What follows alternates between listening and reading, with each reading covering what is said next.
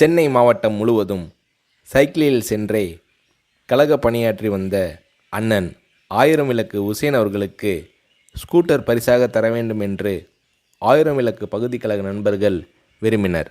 அந்த பகுதியின் பிரதிநிதியும் மாவட்ட பிரதிநிதியுமான தளபதி மு.க.ஸ்டாலின் அவர்களும் விரும்பினார். எனவே இந்த நிதிக்குழுவிற்கு தளபதியை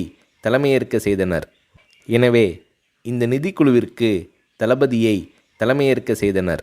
அந்த சமயத்தில் பெரியார் திடலில் ஒரு செயற்குழு நடைபெற்றது. அந்த செயற்குழுவிற்கு வருகை தந்தவர்களின் நன்கொடை ரசீதுகளை தானே கொண்டு போய் கொடுத்து வசூல் செய்தார் தளபதி. இப்படி பல்வேறு கழக நண்பர்களிடம் வசூல் செய்து ஆயிரம் விளக்கு பகுதி கழகத்தின் சார்பில் தலைவர் கலைஞர் அவர்களிடம் நிதி வழங்கப்பட்டது. தளபதி மு.க.ஸ்டாலின் அவர்கள் முயற்சியால் பகுதி செயலாளர் எஸ்.ஏ.எம். உசேன் அவர்களுக்கு கழகத் தலைவர் கலைஞர் அவர்கள் ஸ்கூட்டர் ஒன்றை பரிசாக அளித்து அதன் சாவியை உசேன் அவர்களிடம் ஒப்படைத்து உரையாற்றினார்.